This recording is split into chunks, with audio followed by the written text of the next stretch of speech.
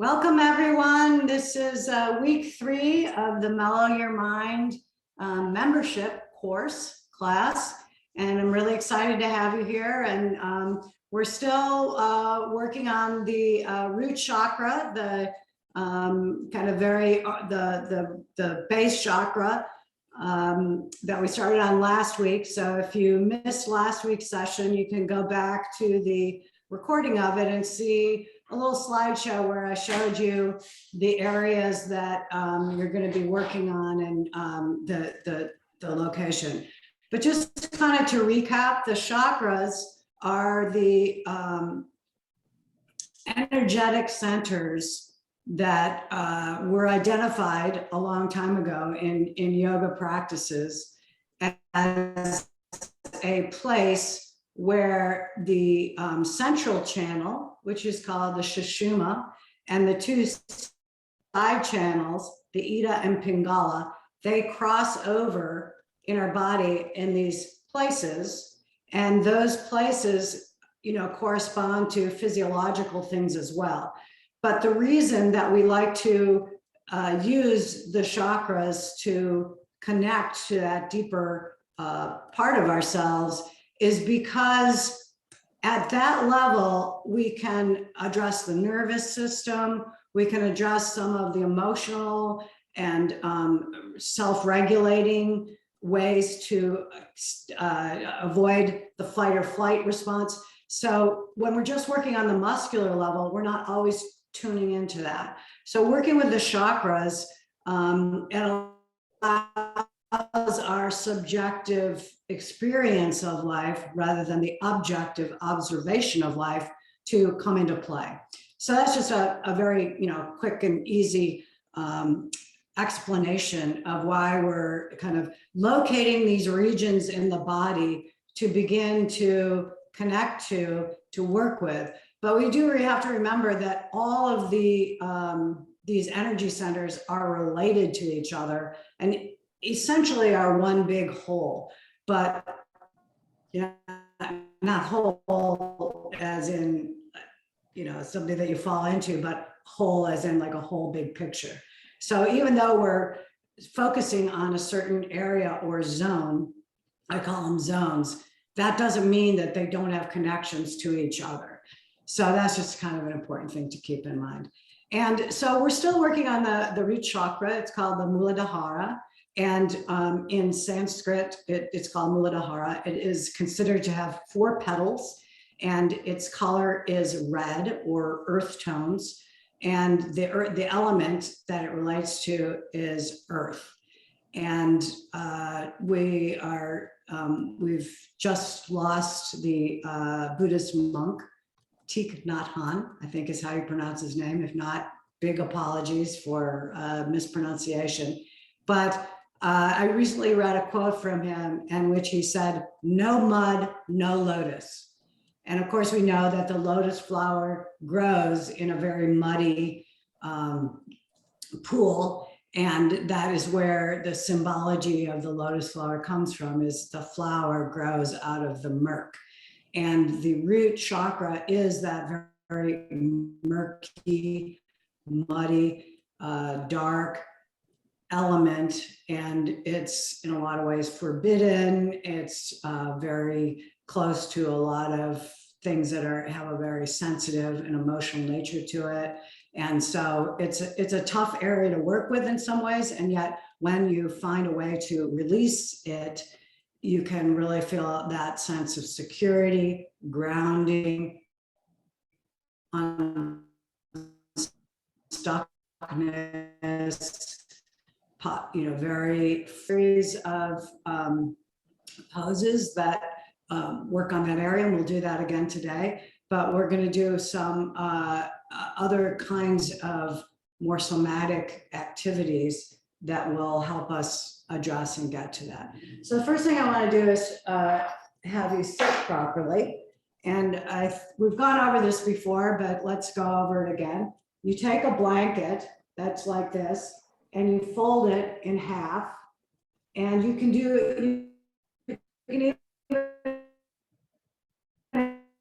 have 2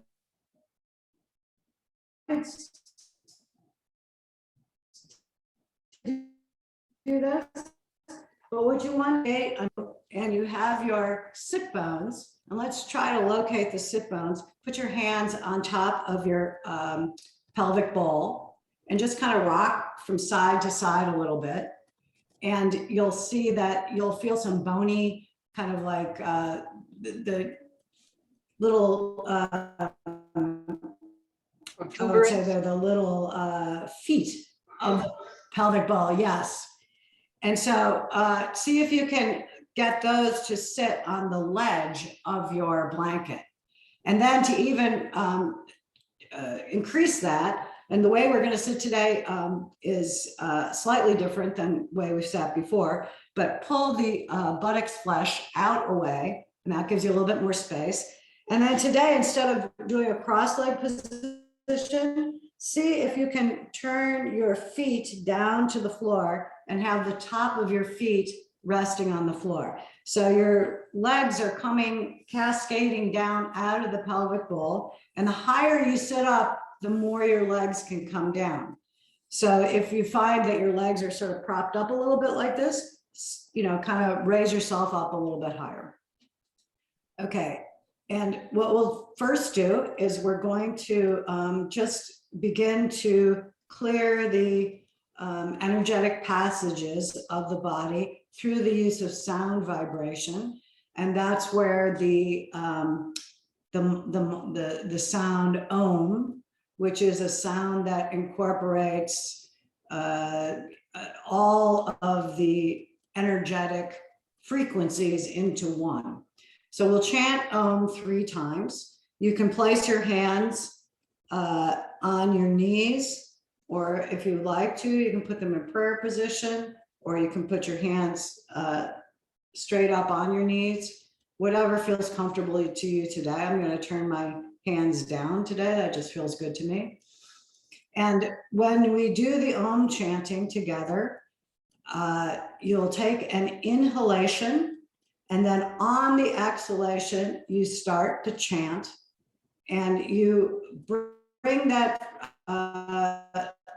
sound throughout the body. Inhale, exhale.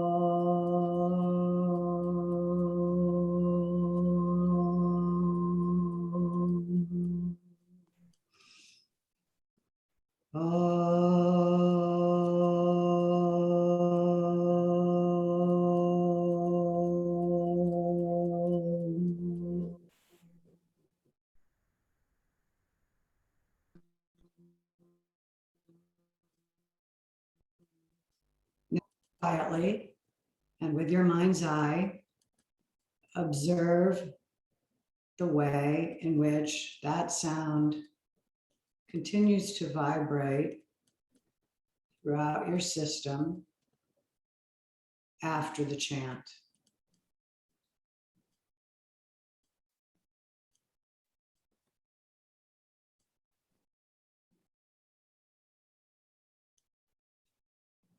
So now we're going to bring that to one step further and try to use sound to connect to the Muladhara, the root chakra. So before we do that, we'll do a few little somatic kind of nerve flossing type things that will help to get that area awakened. And these are the kinds of things you can use anytime if you're feeling a little bit anxious or a little bit stressed. These are some tools that help you to reground to yourself. So to start with, straighten your legs straight out in front of you. And we're just going to do some ankle circles. So bring turn your ankles, and we're going to do both together today. You can do these one at a time on your own, but circle your ankles inward. Do that several times. And this begins to wake up the very base of the spine, because your feet are, really the origin point of your connection to the earth.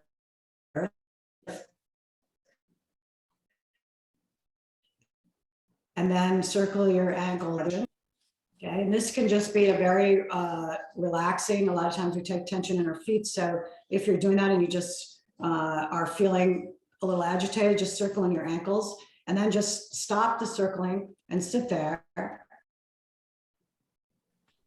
And any tension that you feel in your feet. So the circling of them got the muscles going, and see now, can you release that muscle work that you were doing? And we could do a whole session on the feet, and we did do a lot more work on the feet last time, but that's just to get them started. Now bring your feet back into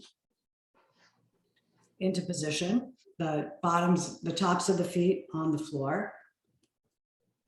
And now another area that will help us to move the energy from the head down back into the feet is to place your fingers lightly on your sternum, but sort of high up on your sternum, right before it connects to the collarbone. So you're going to push that area down, and you might feel a sensation of grounding as you push on that area.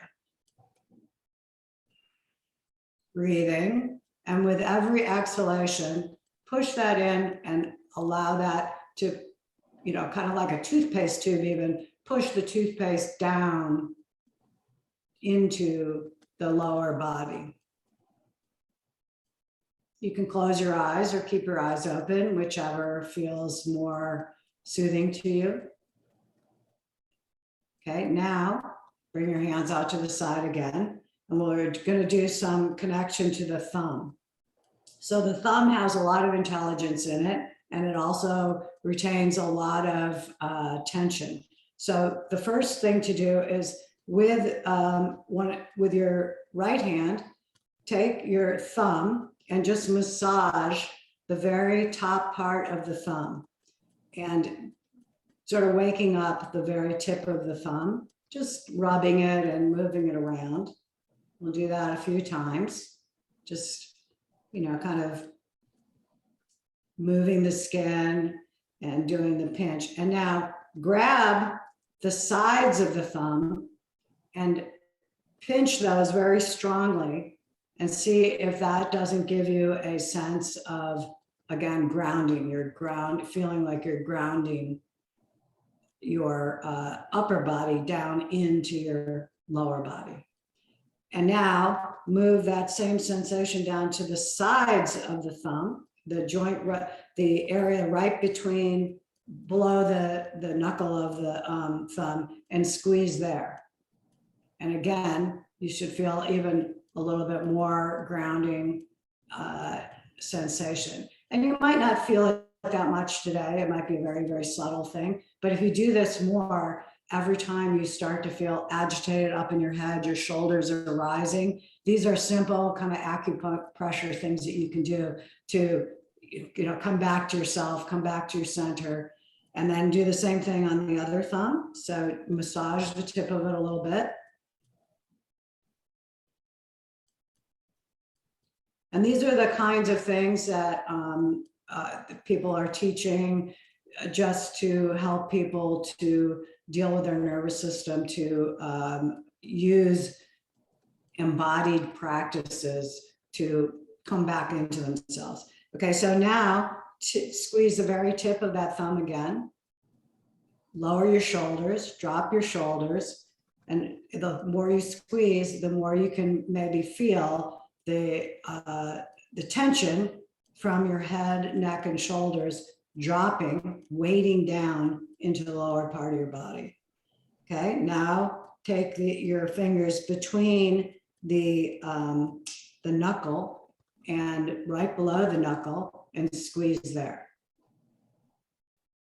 And again, feel the dropping of the shoulders. Feel the tension from the upper part of your body dropping down towards the earth, towards the feet, grounding into the ground. and maybe heading out of your feet. Good. Now we're going to take all of that together and we're going to chant what they call it the bijou or the seed mantra for the Muladhara. But we'll do that using a mudra. And a mudra is a hand movement that incorporates some of the things we were just doing, squeezing, but it connects your hand to this region and allows you to even more deeply try to get that grounding sensation. So bring your hands into prayer position. Take your little finger and your ring finger and then interlace them and have them point down. There was a thing that kids would do, you know, here's the church, here's the steeple. It's a little like that. The two fingers point down. The middle fingers point straight up. And then you're going to take your index finger and your thumb and loop them around each other so that they create sort of a ring around each other. And now that your thumbs have been kind of woken up, you can rest the thumb area that you were just squeezing, put them on each other. Now, point those down. Point your whole, and you're pointing that down towards your feet. And again, feeling that sensation of, you know, moving the energy from the top of your body down to the lower part of your body. And now we are going to chant, just as we chanted Om, now we're going to chant the sound Lam. So inhale, exhale, and we'll chant Lam 3 times, trying to use that vibration to connect to this very, very lower part of the body. Lam.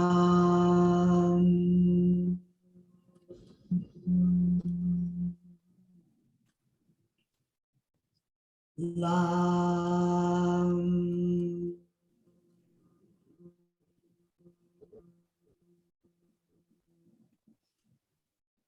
Lam.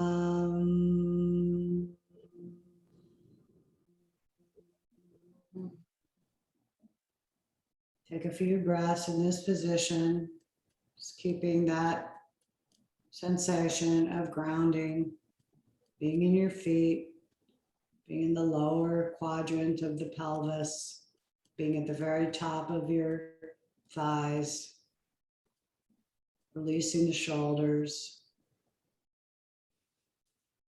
One more breath, exhale, and then bring your hands to your knees, palms facing up, hands back into prayer position. Surrender your head to your hands, your head to your heart, palms back up, and then wake up. Okay, so those are some things that you can do if you're in a situation that you need to feel some grounding. You can chant to yourself internally. You don't have to chant out loud. So sometimes if you're in a situation where things are getting agitated and you're getting up into your head, chanting those sounds to yourself internally, you don't have to chant them out loud, can be very grounding and helpful. But now we're going to do some movement to create the patterns in the body so that the mind can know where those areas are, because maybe a lot of what we just did felt very subtle, or you couldn't really feel it, or you just haven't penetrated to those layers yet. So some of this movement can help us to develop that connection to that area so we know and can feel and can sense that. So that's where movement comes into play. And we'll start very simply. So come off of your blanket. We'll just start with child's pose. So bring your toes together and lower your hips down to your feet. Sometimes, depending on your hips and your flexibility, that's hard to do. So if you want to, you can put your blanket under your feet. And sometimes it's even good to do that anyway. Sometimes I just like to do it, even though I can come down. Walk your hands straight out in front of you, and then bring your head to the floor. Tighten your elbows and see if the area of your thumb that we were squeezing, can you let that rest on the floor and press down. Index finger pointing down, tops of the lower arms rolling slightly in. So your weight is down on the inner border of your hand and your thumb. And then from there, you'll see that kind of turns your arms in, keep all that, and then roll the inner arms up to the ceiling. So it's like you're creating a kind of washing sensation. The lower arms are down to the floor and the upper arms are rolling up to the ceiling. And then drop your head and push the mat away in order to come more and more and more into your heels. Okay, now come forward. Like, take your blanket away. Come on to all fours, and we are going to come up into a dog stretch. So in order to do this, get that grounding of the index finger and the thumb, that place you were just squeezing on your thumb, press that down into the floor. And you'll see that kind of moves my arms outward, but so I don't want that, I don't want my elbows sticking out. But now I want to turn those inner upper arms up. But some people have a very easy time, me one, that I can just do that, but that pulls my whole arm off like this. So I want to keep this arm moving, rotating inward as the upper arm moves outward. It's not an easy thing to do, but try to imagine doing it. So that gives you some stability on your arms. Now tuck your toes under, and you're going to lift your hips up. I lift my hips up. I keep my heels raised, and then I try to drop the outer ankles down towards the floor, reaching as far back as I can. You might not be able to reach all the way back. And then pushing down on the index finger and the thumb. Then I rotate my arms, the upper arms from the inside out, and come further and further and further down. You probably won't be able to come this far down, but what you want to do is drop the head and drop the sternum towards the heels. You probably won't be able to come that far at first, then come back into child's pose. We'll do one more dog stretch, but we'll do it slightly differently.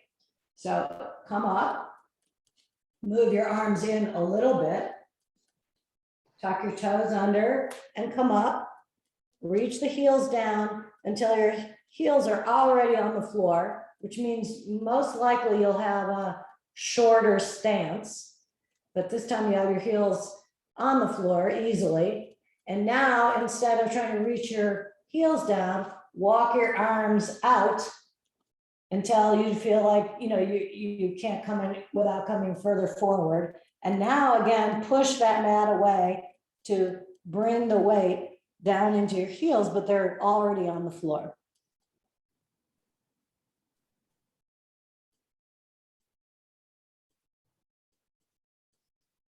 And come back down into child's pose one more time. Sit back on your heels.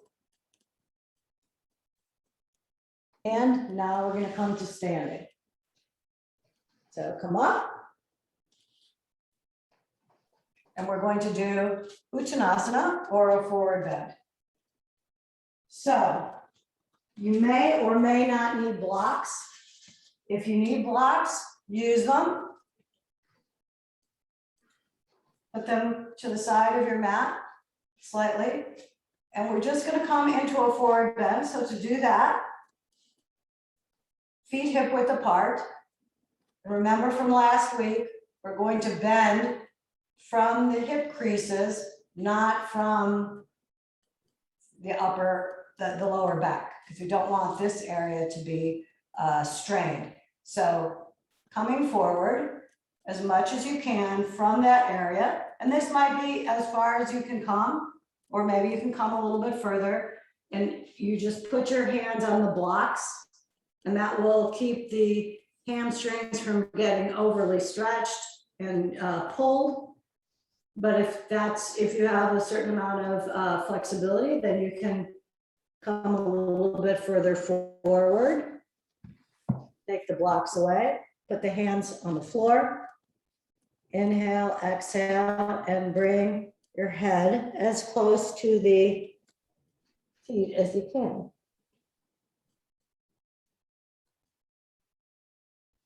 If you want to keep your legs slightly bent, you can do that. And then if you start with bent legs and slowly work to straighten them, this will open the backs of the knees, which you want, especially the backs of the outer knees to open. So press your feet down and lift the kneecaps, roll the outer thighs in, and come forward. And then slowly, maybe bend your knees to come up. So that were just some poses that help to get us moving. Now we're going to do some more work. So first, stand in Tadasana. So standing in Tadasana means keeping your feet hip width apart, first find the four corners of your feet. So that means your big toe mound, your little toe mound, and I like to pick up the back of my heels, maybe move them away from me. Find the outer heel on both feet, and then the inner heel of both feet. And now once you've found the four corners of your feet, now you want to find the triangle of your feet. So that means find the big toe mound, right where the toe connects to the foot, and then move your mind's eye over into in a diagonal pattern over to the side edges of your feet, and then come back to the very center of the heel. So it creates a little diamond shape of the 2 feet. And this should allow you to even have more weight, more grounding, more connection of your feet to the earth. And sometimes it helps to imagine that your feet have roots to them and that they actually are digging down into the earth with those roots. So the more you imagine that, or just letting go, it allows the feet muscles to relax into the earth.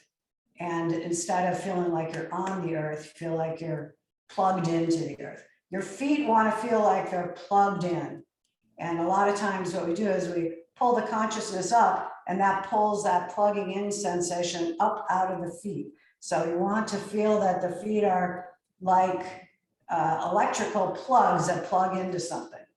And it's a difficult sensation to make happen, but the more you can have that feeling of being connected, being plugged in. And you know how if you see a cord that's a little wobbly or not getting that connection, you don't have the full plug, the electricity doesn't come through. So your feet are like plugs. Okay, now roll your shoulders back and down, lift your kneecaps, move the area from the pubis to the navel, slightly up, lift the back of your head up towards the ceiling, and make sure that your ears are balanced over the tops of your shoulders. Allow your hands to be heavy, and maybe go to that thumb area we were just working on and drop it to the ground, because that's an area that also tends to pull up. And now we'll do a standing pose. It's called Trikonasana. It's a triangle pose. So you can either jump your feet apart or step your feet apart. depending on how you are today, whether you want a little bit of action or just make sure you have a leg's length away. So maybe back a little bit more space. There we go. You're going to turn your right foot in and your left foot out and match and align the inner arch of the back leg and the middle of the heel of the front leg. Those should align with each other. You want to lift the kneecap of the front leg, ground down the outer heel of the back leg, extend your arms out. You may want a block because we're going to come down. So you can put the block on either the front. For today, let's just keep the block on the front of the arm, of the leg, but it can go, eventually it'll move it to the other side, but for today, we'll keep it on the front. Extend your arms out to the side. And with an exhalation, you're going to come down, place your hands on the block, and press that hand into the block to turn the upper chest to look up. But now go back to your legs and press down on the outer heel of the back leg and the inner border of the outer heel of the back foot and the inner border of the front foot to rotate this portion of your body up as well. You can bring your arm up and then come back down. We'll do the same thing on the other side. And you have to find where on the block you get the best sensation. So right then I did it on a pretty high block because that gave me that sense of grounding. The more I come down on the block, it goes into a different part of the spine. So the blocks are just variations that you can use to both be able to get into the pose if you have very tight hamstrings, but also allow you to get into different parts of that body. So again, we'll put the block for today on the inner border of the front foot, going to the, and I probably don't have enough space either. I needed to widen a little bit. I'm going to ground the outer heel of the back foot, the inner border of the front foot, extend the arms out to the side. Inhale, exhale, come down into the triangle. Press your hand down into the block to rotate the upper chest up to the sky. And then I'm going back to my feet, pressing the outer border of the back foot, the inner border of the front foot to rotate one more time, and then extend your arm and look up, and then bring the arm down, bend the front leg maybe to come up, and then come back to center. Okay, that pose is called Trikonasana. It's the triangle pose. And now we're going to do the revolve version of that.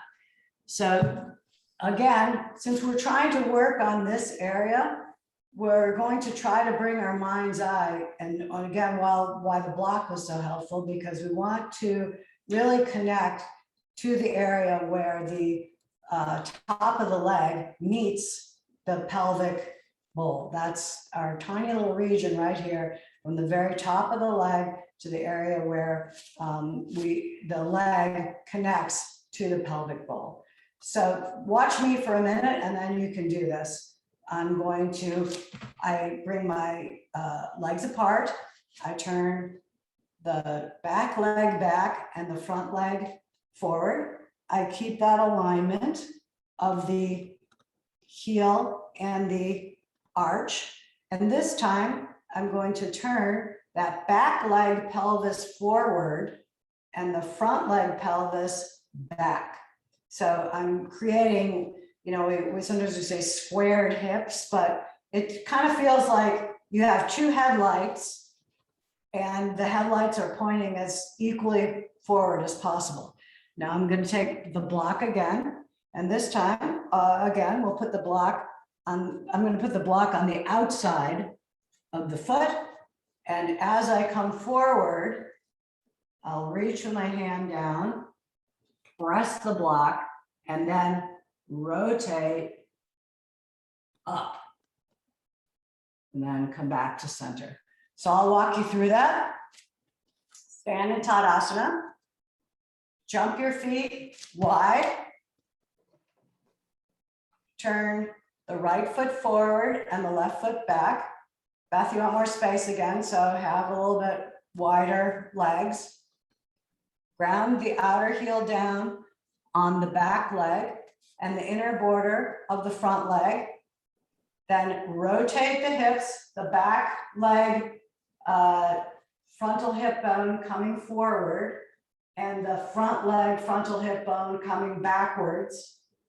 And that also, you're doing it from here, but that gets into our next region that we'll get into next week. So you want that same experience, and maybe even take your hand at the back of your thigh and bring that back leg, back of your thigh forward at the same time as the front leg, back of the thigh comes back. So you're not only squaring your hips from this upper portion, but also from that very lower area where the root chakra is. Question? No, my computer was just going out. Okay, so now take your block and place it to the outside of the foot and reach with the same arm as the back leg down forward. Place your hand on the block, and then once you have your hand on the block, revolve, keeping your other hand on your waist at first, and revolve the upper chest up, and then extend up with your hand. Bring your hand down to the hips again, and turn and come forward. Okay, and I'm going to do it from the back side so you can see that rotation from the back side, because we'll do the other side now. So bring your legs apart. Round that outer heel of the back foot, the inner border of the front foot. Take your block to the outside of the foot. Bring that back leg hip forward and the front leg hip back. And I'm gonna reach underneath and make sure that goes with me as I come back, as that part of the back leg is coming forward and that part of the front leg is coming back. So that gives me that squaring at the lower area of the pelvis. And put my hand on the block and then pressing into the block, I'm going to rotate the upper chest, keeping the hand on the waist, keep rotating, and then extend your arms straight up, and then bring it down, and then come back to center, rotate your feet in, and come back to center. Okay, now we'll do something pretty similar to what we just did, but if you have two blocks, place them in front of you. Okay, so that was revolved triangle, Parvrita Trikonasana. Now we're going to do a pose called Parsvakonasana, which is fairly similar, but you're not revolving to come up, you're just revolving to come forward. It's like a revolved forward bend. So stepper, jump your feet wide. Turn your right foot in and your left foot out. Rotate the hips so that the back leg hip is coming forward and the front leg hip is coming back. Do the same thing from the lower part of the leg. Make that equally pointing forward. Now ground the outer heel down and the inner border of the front foot down. And instead of reaching as a twist, we're just going to come forward onto the blocks and look up and look forward. So flat back, and again, pressing into the blocks, move your outer heel down to ground and the inner border of the foot to ground. Look up and look forward. Chin reaching forward, parallel to the floor. Okay, and bend the front leg to come up slightly. And now we'll just rotate and go in the other direction. Same thing, blocks in front of you. Press the outer heel down of the back foot, the inner border of the front foot. Rotate the back leg, hip forward, and the front leg, hip back. Inhale, exhale, place your hands on your blocks and press into the blocks to look up and look forward. And bend your legs slightly to come up. And then come forward, legs apart. Now that you have your blocks in front of you, take your blocks and place them straight in front of you.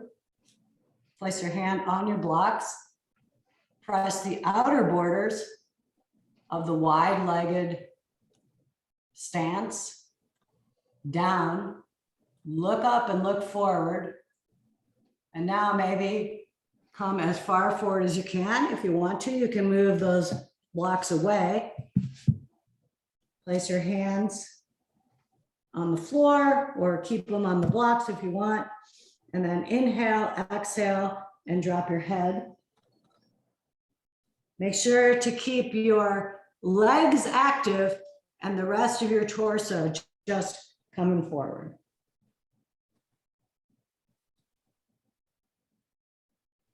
If your legs feel like they need to bend a little bit, that's okay. Bend your legs slightly and then learn to straighten them a little bit. Then walk your feet in to come up.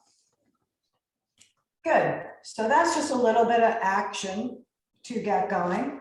Now we're going to do some work to get a little bit deeper into the legs. So you need a strap at this point. You can move your blocks out of the way.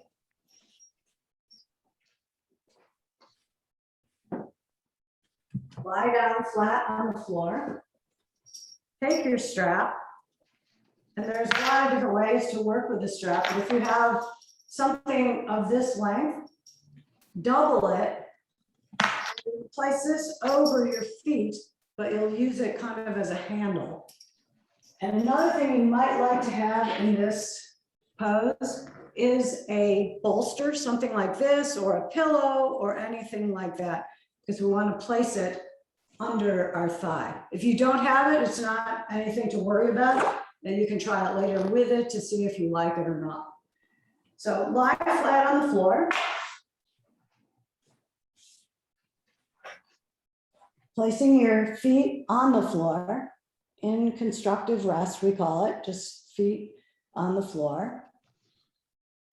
And if you have your bolster or pillow, place it under your right leg, or, either I'm going to place it under my left leg. It's always hard to know if I'm mirroring or not on a video. So place it under one of your legs and press that top of the back of the thigh into that bolster. That helps us to move the top thigh to the back thigh, because that's what you want. Then take your belt and put it around the middle of your other foot and extend that foot at a 90-degree angle up to the ceiling. And now pull on that belt down as you press the foot into the belt. So your arms are pulling the leg down at the same time as your feet are pushing into the belt. And then with the other leg on the bolster, press that upper thigh down into the bolster. So it's like you're creating across the downward facing leg, the extended leg is pressing down and the up leg is pushing up. Keep that until you feel a little bit of awakening at the very root of the thigh.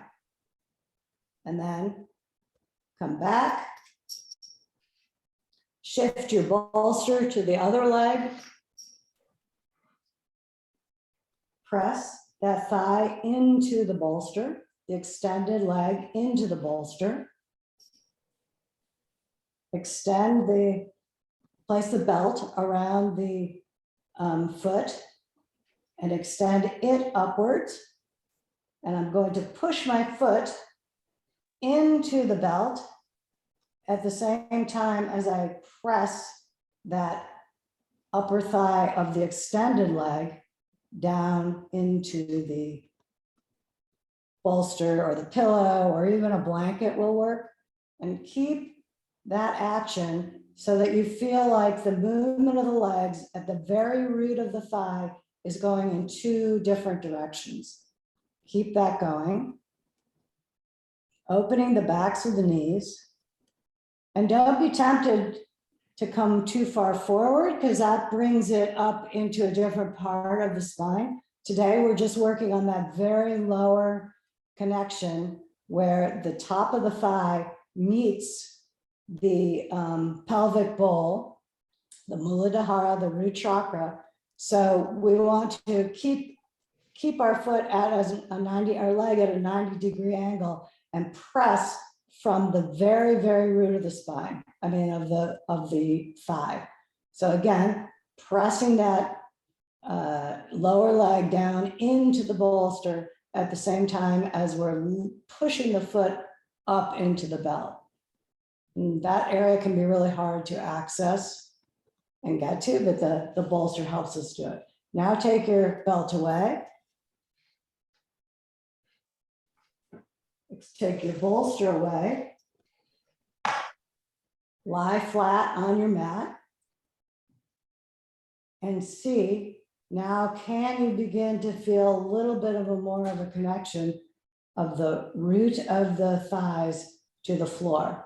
Maybe you feel that they're still kind of popping up off the floor, but see, can you press the root of the thighs down a little bit more into the floor? They're never probably going to perfectly come down, but the more you can do that, the more you're connecting to that, that very deepest level. Okay, now slowly roll over and come up to the side. And take your block or a book and just watch me for a second, and then I'll walk you through it. What I'm going to do is I'm going to lie back down. I'm going to take my block and put it between my knees. I'm going to extend my arms out to the side. You can have palms facing up, or you can have blade arms, depending on which you prefer. But let's start with palms facing up, and just watch for a second before you do. Bring your knees to a 90-degree angle, squeeze the block in, and then keeping the upper torso firm, you're going to drop your legs as far over to one side as you can, still keeping the shoulder on the floor as much as you can, and then come up. We'll do the same thing on the other side, and then we'll come back to center. See how my legs are starting to drop? I'm going to try to keep them at a 90-degree angle. And this time I'm going to bring that area as close up to the shoulder as I can, and then come back. Okay, so let's give it a try. Is everybody with me? Okay, you good? You got your block? Yeah. Okay, place your block between your knees. Extend your arms out to the side. Bring your legs up, maintaining a 90-degree angle with the floor, but your legs extended. Now, bring your knees over to the left side at a completely out, directly out from the hips. Don't bring them too far up into the higher area up to your shoulder. Just keep them flat, but try to keep that outer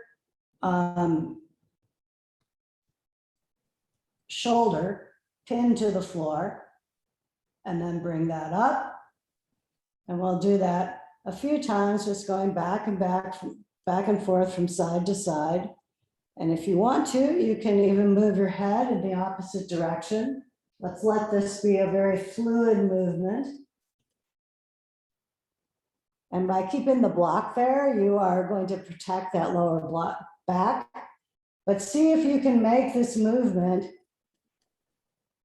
moving from the area where the top of the thighs are connecting to the pelvic bowl.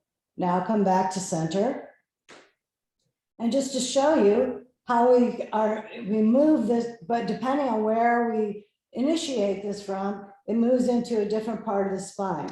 So this time with your block in your knees squeezing the block, see, can you bring the block a little bit more towards your shoulder? Now we're getting up into the upper part of the pelvis, and that's a whole nother region, a different chakra that we'll work on next week. But just, you can see, depending on where you initiate the movement from, it moves it into a different part of the spine. So there's no exactly right or wrong way to do these movements. It's really where you're trying to address and get to.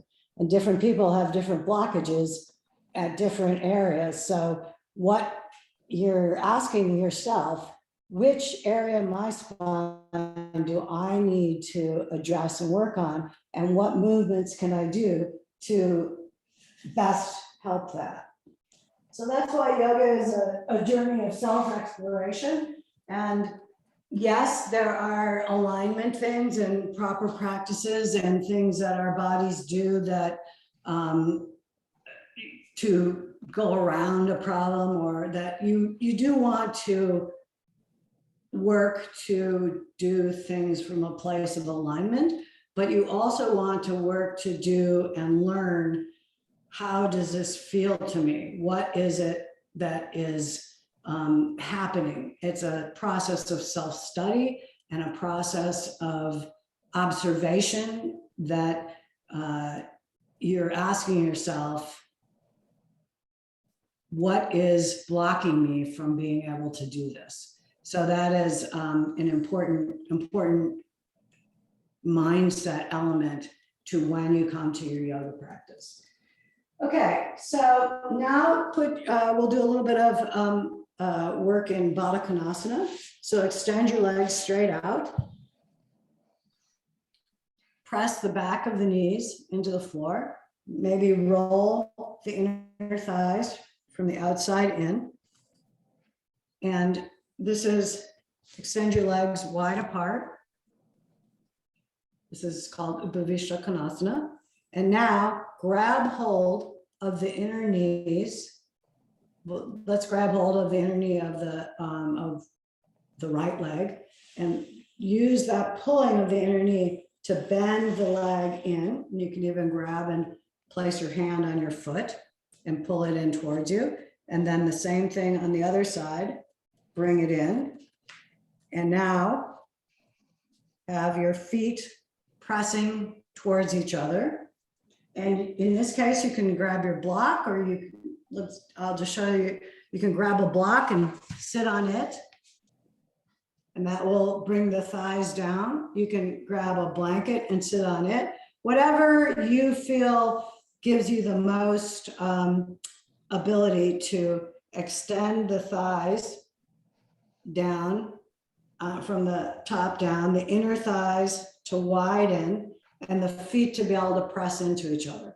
For my body, I like it just directly on the floor, because again, I think if you're on the floor, you're really having to work into that very area between the sit bones and where the thighs come and connect to the pelvic bowl, essentially the root chakra, the Muladhara. Now grab hold. Now first, take your hands behind you and cup your hands like this, and then press the floor down. And as you press the floor down behind you, see how my thighs start to extend down to the floor.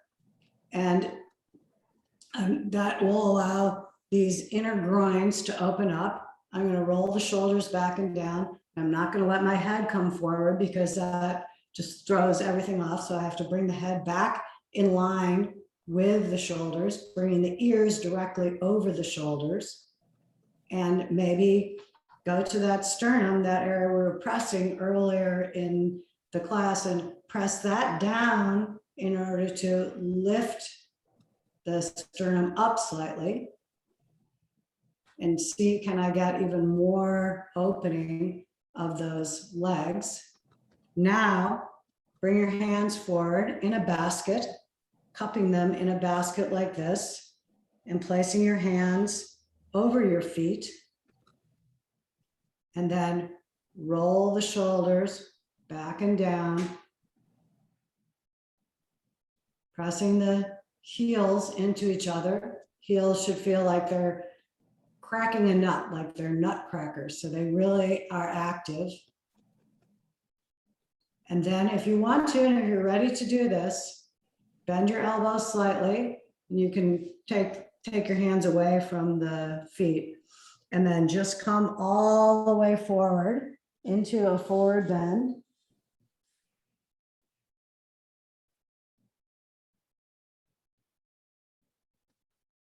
If that's too hard for you, you can grab a block, place your head on a block, maybe at the mid-level, and come forward like that. So whatever feels good to you at this point, but we're going to be here for a minute, a few breaths. Breathing.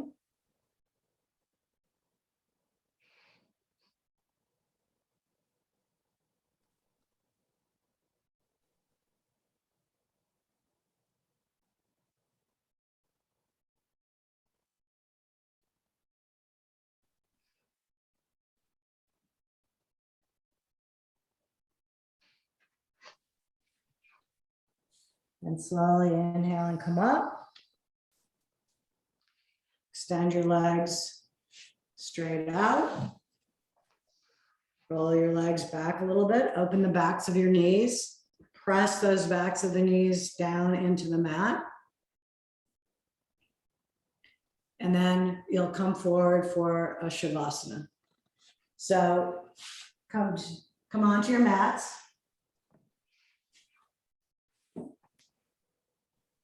Bend your legs. Pick your buttocks up slightly so that tailbone is pointing down towards your feet. Lower yourself. Grab the sides of your mat to roll your shoulder blades down and under. Grab the back of your neck and pull the occiput away from you. Maybe place your hands on that sternum area that we did at the beginning of class and press down to ground down even further the back, so you get more surface area that upper back. And the cervical spine is not pressing flat into the floor. There is a natural curve to it, but you want the back of the head to be pressing down and the upper shoulders to press down.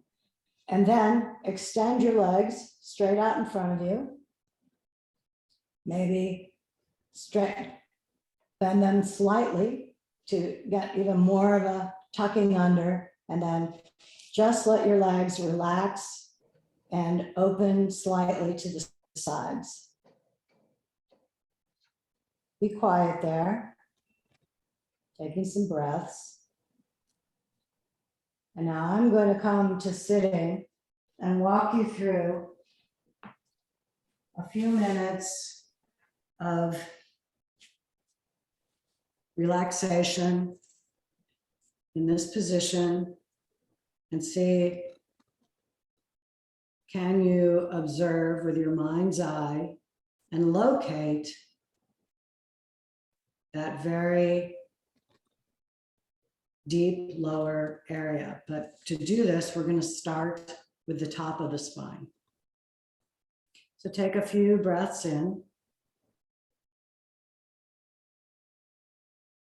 Just watching your breathing. No judgment.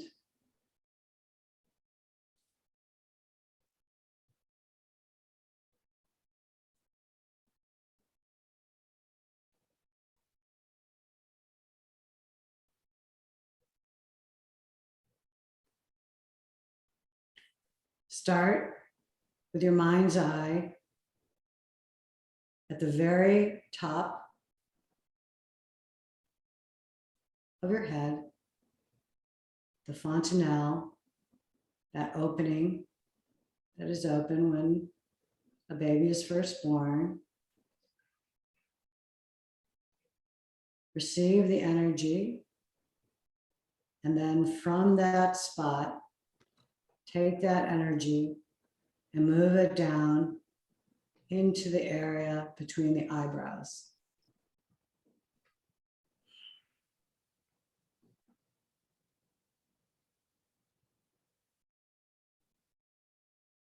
And now, take the energy from between the eyebrows and move it down through the face, through the cheeks, through the jaw, to the center of the throat, and completely release the center of the throat down and out.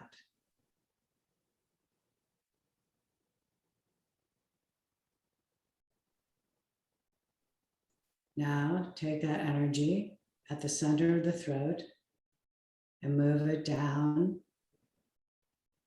the right arm.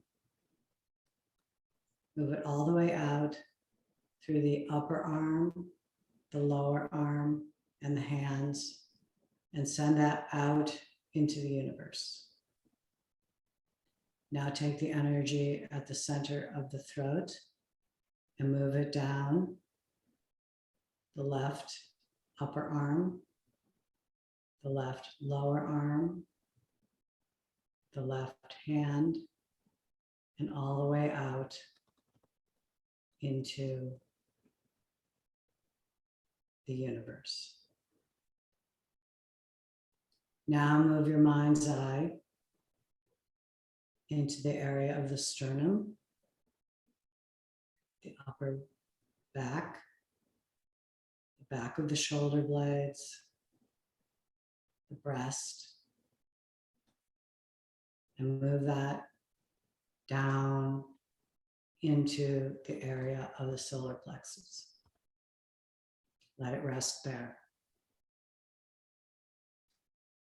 Now move the energy from the solar plexus. Let it gather there at the diaphragm, where the floating ribs connect at the back of the body to where the diaphragm connects to the front of the chest, and completely release and let that go and send it down and out.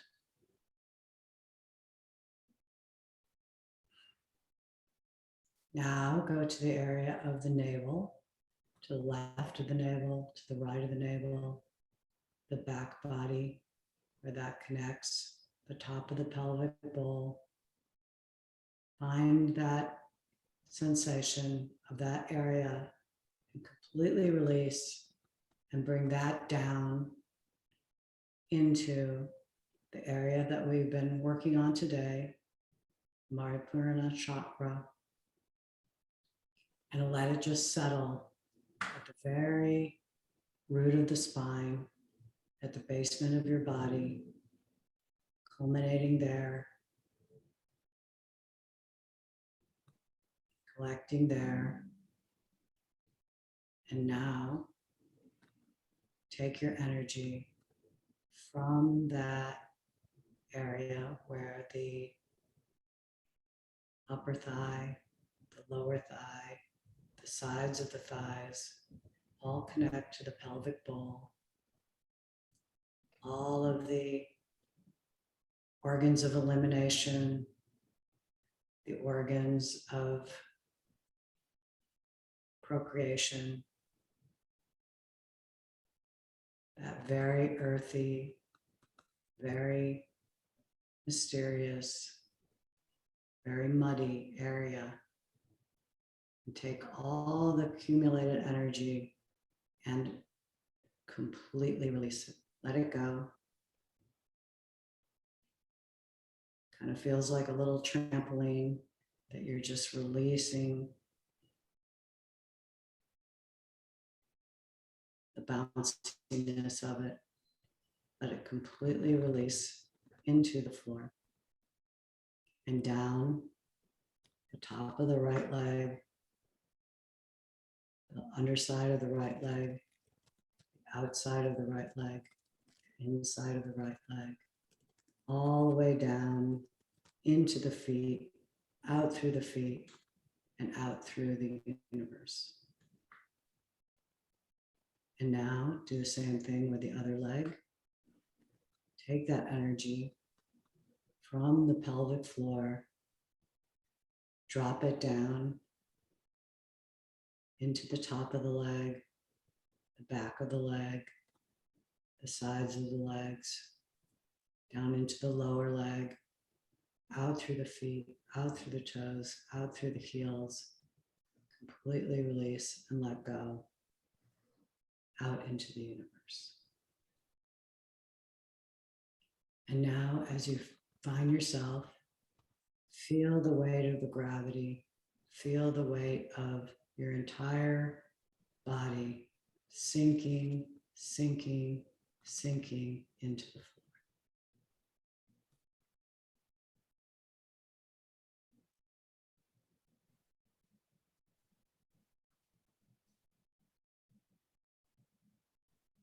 And with gratitude,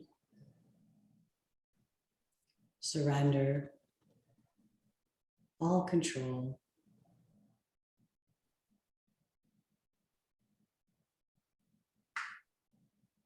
all wanting to do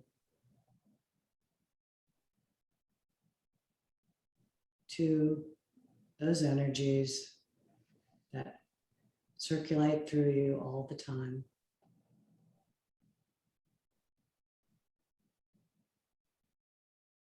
And surrender your small self to that bigger self.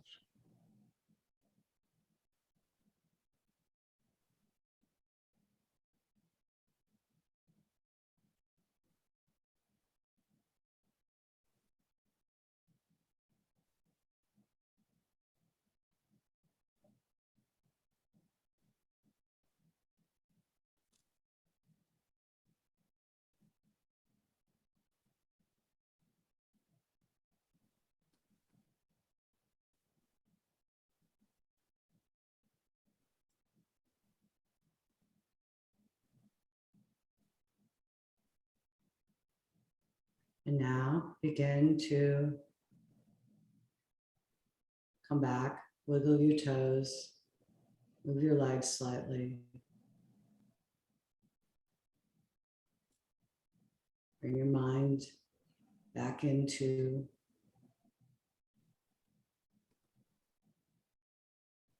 your day. Slowly roll to the right side. Pause there for a moment.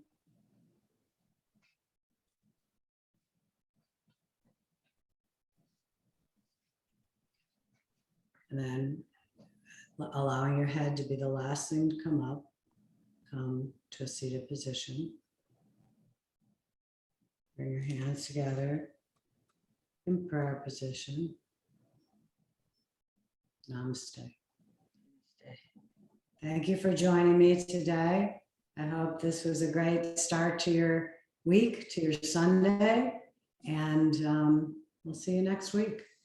Please feel free to send me any comments, questions, concerns. It's great to have you here.